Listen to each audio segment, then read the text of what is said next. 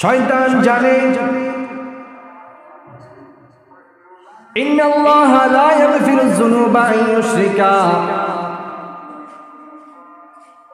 কেননা শয়তান দুনিয়াতে আসার পূর্বে লানতপ্রাপ্ত হয়েছে। শয়তান জানে যে আল্লাহ পাক রব্বুল আলামিন দুনিয়ার মধ্যে যত গুনাহ আছে, দুনিয়ার মধ্যে যত পাপ কাজ আছে, তওবা করলে সবগুলা মাফ করে দিবে। জোরে বলুন সুবহানাল্লাহ, আরো জোরে বলুন সুবহানাল্লাহ। কিন্তু আল্লাহ তাআলা শিরকের গুনাহকে মাফ করবেন না। কোন বান্দা যখন আল্লাহর সাথে শিরিক করবে, সেই গুনাহকে আল্লাহ তাআলা মাফ করবেন না। এই জন্য শয়তান যায় না বনি আদমের মাধ্যমে শিরিক করায়। বনি আদমের মেন্টালিটির মধ্যে, বনি আদমের মাথার মধ্যে এটা ঢুকায় দিছে যে ইহুদি খ্রিস্টানরা, তুমি যে তাদের কালচারগুলো অনুসরণ করো, ইহুদি খ্রিস্টানরা তারা তাদের শয়তানের একটা চক্রান্ত হচ্ছে। শয়তান মানুষকে শিরিক করাবে, কিন্তু ডাইরেক্ট করাবে না, ইনডাইরেক্ট করাবে। শয়তান চায় যে শিরিকের গুনাহ যেহেতু আল্লাহ তাআলা মাফ করে না, শিরিকের গুনাহ যেহেতু আল্লাহ তাআলা ক্ষমা করবে না, এই জন্য চায় যে বনি আদমকে যে কোনো উপায়ে হোক, যে কোনো কাজে হোক, যে কোনো মাধ্যমে হোক শিরিক সে করিয়ে ছাড়বে। বলে এইভাবে শয়তান যখন বুঝতে পারল যে এরা তো মুসলিম জাতি, এরা তো মুসলমান জাতি, এদেরকে যখন আমরা শিরিকের কাজ করতে বলবো, শিরিকের কার্যক্রমগুলো সেখানের মধ্যে যোগদান করতে বলবো, এরা জীবন যোগদান করবে না। এক পর্যায়ে শয়তান কি করলো, এই যে খ্রিস্ট ধর্মের পূর্বে আমাদের জেনে থাকা দরকার যে 31শে ডিসেম্বর 31st নাইট, এটার মধ্যে যে সমস্ত কার্যকলাপগুলো হয়, এটার ইতিহাস জানার দরকার আছে না নাই? আরো জোরে বলেন, জানার দরকার আছে না নাই? আমি যে সমস্ত আয়াতে কারিমাগুলা বললাম, এই সমস্ত আয়াতে কারিমাগুলার ইয়াং জেনারেশনরা শুনলে হয়তো ভাববে যে হুজুর হয়তো কোন কথারে নিয়ে কোন কথার মধ্যে টাইনা নিয়ে আসছে। আমাদেরকে জানতে হবে যে মুসলমানের সন্তানেরা, মুসলমানের বাচ্চারা যে এই যে 31st নাইট এটা উদযাপন করে, এটার আসলে মূলত ইতিহাসটা কি?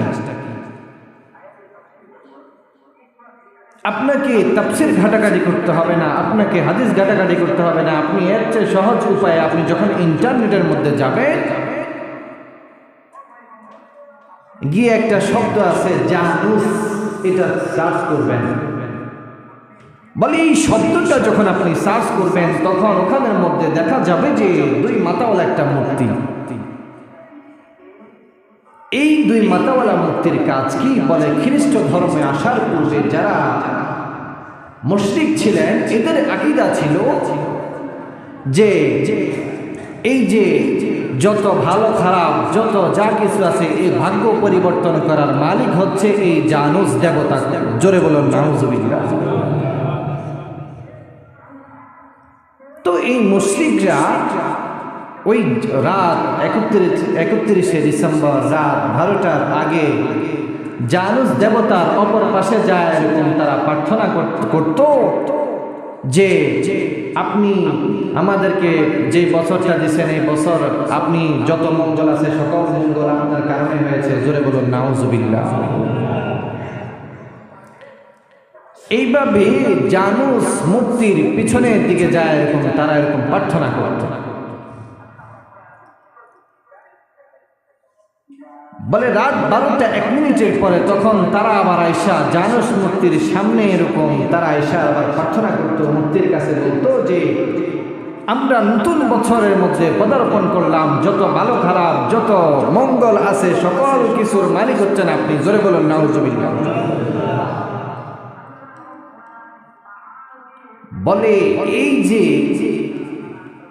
সেখান থেকে যে শুরু হলো, সেখান থেকে যে এই উদযাপনটা শুরু হলো, সেখান থেকে যে এই উদযাপনটা মানুষ শুরু করতে লাগলো, আস্তে আস্তে মুহাম্মদীদেরকে শিরিক করাই ছাড়বো। শয়তানের টার্গেট এটা। শয়তান এবার চিন্তা করলো যে কিভাবে মানুষকে শিরিকের মধ্যে ঢুকানো যায়। এভাবে শয়তান আস্তে আস্তে চেতনার নামে, শয়তান সাংস্কৃতিকতার নামে, সাহিত্যতার নামে, এইভাবে শয়তান চিন্তা করলো যে ওই দিন তো ইহুদি খ্রিস্টানরা, ওই দিন তো মুশরিকরা বেদিনটা উদযাপন করে এই দিনটাকে, তাহলে তোমরা মুসলমানরাও এদের সাথে উদযাপন করে। জোরে বলুন নাউজুবিল্লাহ। শয়তান জানে ইন্নাল্লাহা লা ইয়াগফিরুয যুনুবা আন ইউশরিকা, কেননা শয়তান দুনিয়াতে আসার পূর্বে লানতপ্রাপ্ত হয়েছে। শয়তান জানে যে আল্লাহ পাক রব্বুল আলামিন দুনিয়ার মধ্যে যত গুনাহ আছে, দুনিয়ার মধ্যে যত পাপ কাজ আছে, তওবা করলে সবগুলা মাফ করে দিবে। জোরে বলুন সুবহানাল্লাহ, আরো জোরে বলুন সুবহানাল্লাহ। কিন্তু আল্লাহ তাআলা শিরকের গুনাহকে মাফ করবেন না। কোন বান্দা যখন আল্লাহর সাথে শিরিক করবে সেই গুনাহকে আল্লাহ তাআলা মাফ করবেন না। এই জন্য শয়তান যায় না বনি আদমের মাধ্যমে শিরিক করায়। বনি আদমের মেন্টালিটির মধ্যে, বনি আদমের মাথার মধ্যে এটা ঢুকায় দিছে যে ইহুদি খ্রিস্টানরা, তুমি যে তাদের কালচারগুলো অনুসরণ করো, ইহুদি খ্রিস্টানরা তারা তাদের ধর্মীয় নীতি অনুসরণ করে, তারা তাদের মূর্তি দেবতার কাছে তারা ভালো খারাপের বিচার, ভালো খারাপের চায়। শয়তান চিন্তা করলো যে মুসলমানদেরকে এটার মধ্যে ঢুকায় দেওয়া যায়। এইভাবে আস্তে আস্তে শয়তান মুসলমানদেরকে মানুষদের মধ্যে বলতেছে, তোমাদের পিছনের একটা বছর চলে যাচ্ছে, তোমরা নতুন বছরের মধ্যে পদার্পণ করছো। এই নতুন বছরের মধ্যে তোমরাও তাদের সাথে এরকম মঙ্গল কামনা করো, ভালো কামনা করো। জোরে বলুন নাউজুবিল্লাহ। এইভাবে শয়তান প্রত্যেকটা মানুষের মধ্যে, প্রত্যেকটা মুসলমানের মধ্যে এটা ঢুকায় দিছে যে 31st নাইট যে রাত আছে এটা উদযাপন করো। অথচ আল্লাহ পাক রব্বুল আলামিন কোরআনুল কারীমের মধ্যে বলেন, ইয়া আইয়ুহাল্লাযীনা আমানু লা তাত্তাখিযুল ইয়াহুদা ওয়ান নাসারা, হে ঈমানদাররা তোমরা ইহুদি এবং নাসারাদের সাদৃশ্য কখনো অনুসরণ করো না। তোমরা ইহুদি খ্রিস্টানদের সাদৃশ্য কখনো তোমরা অনুকরণ করবা না, মানবা না। নতুন বছরের শুরুতে ইহুদি খ্রিস্টানরা তারা তাদের কল্যাণের জন্য দেবদেবীর কাছে, মূর্তির কাছে, যার কাছে মন তার কাছে সাহায্য চায়।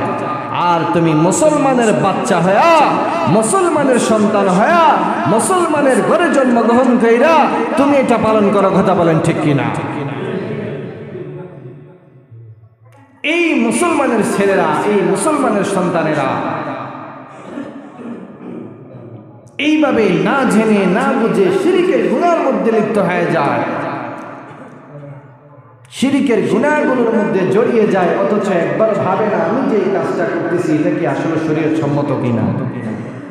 একবারও সেটা চিন্তা করলো না আমি যে কাজগুলো করে যাচ্ছি, এই 31st নাইট এটা যে আমি উদযাপন করতেছি এটা কি আমার জন্য সঠিক হচ্ছে কিনা, এটাও একবার ভাবে না। কথা বলেন ঠিক কিনা?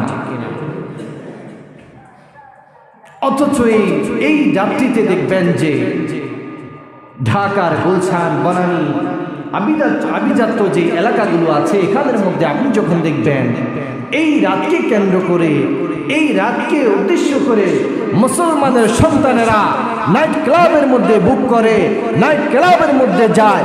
মুসলমানের সন্তানেরা নাইট ক্লাবের মধ্যে নর্তকীর নাচ দেখে এই রাত্রিকে উদযাপন করে। মুসলমানের সন্তানেরা এই রাত্রির মধ্যে মদ জুয়ার আসরের মধ্যে যায়। কথা বলেন ঠিক কিনা? এই মুসলমানের দেশে 95% মুসলমানের বাংলাদেশে এই ইহুদি কালচারদের অনুকরণ করে তারা উদযাপন করে। গান বাদ্যবাজনা, গভীর রাতে গান ছেড়ে মানুষের কষ্ট, আমার ভাই বোনদের কষ্ট, বাচ্চাদের ঘুমের কষ্ট, অসুস্থ ব্যক্তির ঘুমের কষ্ট হয় না? হয় না? আরো জোরে বলেন, ঘুমের কষ্ট হয় নাকি হয় না? সকল মানুষের ঘুমের কষ্ট হয়, আতশবাজি, ফটকা এগুলো তারা এরকম বাজিয়ে, তারা এরকম ফুটিয়ে মুসলমানদেরকে কষ্ট দেয় নাকি দেয় না? বলে এগুলো কারা করে? আপনি যদি গিয়া দেখেন এখানের মধ্যে অধিকাংশ হচ্ছে মুসলমানের সন্তানেরা। কথা বলেন ঠিক কিনা? অথচ এই মুসলমানরা এটাও একবার চিন্তা করলো না। মান তাশাব্বাহা বিকওমিন ফাহুয়া মিনহু। আল্লাহ নবী সাল্লাল্লাহু আলাইহি ওয়াসাল্লাম বলছেন, কোন জাতি, কোন মানুষ যখন কোন কওমের, কোন জাতির অনুসরণ করলো, সে যেন কেমন তাদের দলেরই লোক। কোন মুসলমান যখন কোন ইহুদি খ্রিস্টানদের অনুকরণ করলো, কোন মুসলমানের ছেলেরা যখন ইহুদি খ্রিস্টানদের অনুসরণ করলো, কেমন যেন সে তাদের দলের একজন লোক। কথা বলেন ঠিক কিনা? মুসলমানের সন্তানেরা নীরবে শিরিক করে যাচ্ছে, নীরবে নিজেই ঈমান হারা হয়ে যাচ্ছে, নিজের ঈমানগুলোকে নষ্ট করে দিচ্ছে, কিন্তু মুসলমানের সন্তানদের খেয়াল নাই। বলি এই মুসলমানের সন্তানেরা অথচ নিজেরা নিজেদেরকে মুসলমান বলে দাবি করে। কথা বলেন ঠিক কিনা? তোমার 31st নাইট উদযাপন করতে মনে হয়েছে, এটা কেন হইল তোমার মনের মধ্যে? অথচ এই বছরের মধ্যে আমার ফিলিস্তিনি ভাই বোনেরা, আমার আরাকানের বোনেরা দর্শিতা হচ্ছে, ফিলিস্তিনের মধ্যে মাজলুমরা হত্যা হচ্ছে, মাজলুমদের উপরে এই ইহুদি খ্রিস্টানরা তাদের উপরে অত্যাচার করতেছে। তোমার এরকম দিলেও চোট খায় না। কথা বলেন ঠিক কিনা? বলে তোমাকে কখনো দেখা যায় না একটা বিবৃতি দিতে, তাদের শোক প্রকাশ করতে, কিন্তু এই ইহুদি খ্রিস্টানরা যখন 31st নাইট চলে আসে তারাও উদযাপন করে, আর তুমি মুসলমানের ছেলে হয়ে, তুমি মুসলমানের ঘরে জন্ম হয়ে তাদের অনুসরণ করতেছ। কথা বলেন ঠিক কিনা? মুহতারাম হাজিরিন, এই যে 31শে ডিসেম্বর যে 31st নাইট আসতেছে,